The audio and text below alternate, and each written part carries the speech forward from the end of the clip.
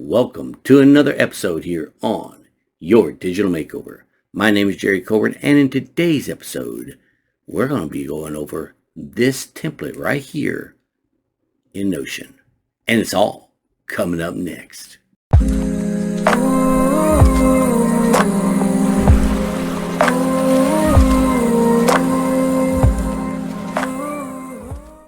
So here we are inside of Notion. And I just want to kind of go over this, I guess you could say, template here in Notion. Just kind of want to show you some of the things you can do in Notion and some of the cool little productivity things that are really just so awesome here in Notion, and I think probably better than most apps out there. But anyways, this is the action portal. And I just want to show you this template real quick. It's really simple. Well, somewhat simple.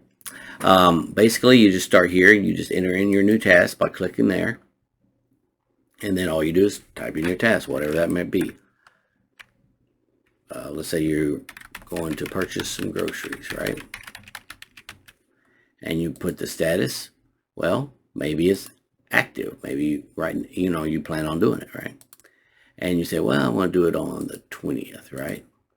And the priority level, maybe it's a quick task. Maybe it's an errand. Purchase groceries. You're probably going to go purchase groceries, so it's probably an errand, right? And then you got this cool thing called following and next in line. And what these are is, let's say, for instance, you have a task that is contingent on another task being done, right? Well, you can assign these tasks to each other, so therefore you have subtasks. So when this one gets done, then you know this other one is now due to be scheduled, right? Or to have a date. That's a kind of cool thing with Notion. You got these relations that you can create between databases, tasks, or whatever, okay? Then you also have this notes field here. You have a due date. Now, if you notice, I got two kind of due dates here. One is the day I plan on doing it, which is DO. And the due date is, which is DUE, is dates that are like a hard line. Like maybe you have something at work that's got to be done by the 25th of the month, right? So you'd put that in there. But maybe you plan on doing it on the 20th, right?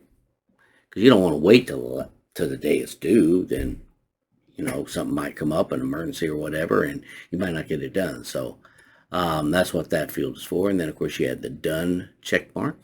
And then the if you want to assign it to any projects that you have, okay? And you have a projects database that's inside of here. So once you have created that, it'll show up down here in your calendar view right here, in your due date calendar. You also have a master table view here. See?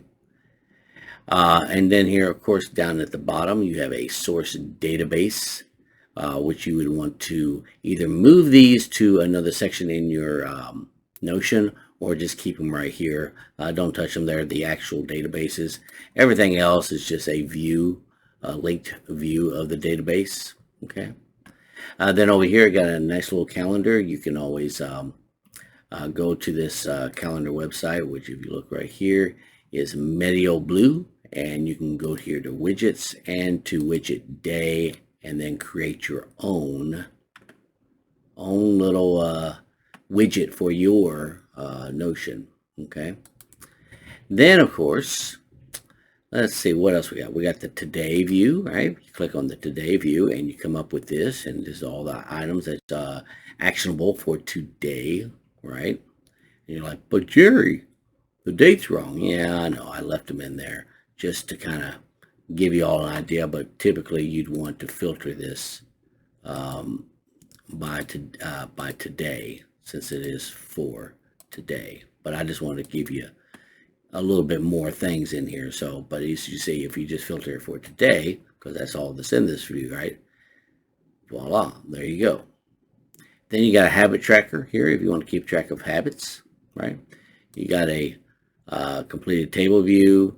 Then you got dependent tasks, which we were talking about earlier. Okay.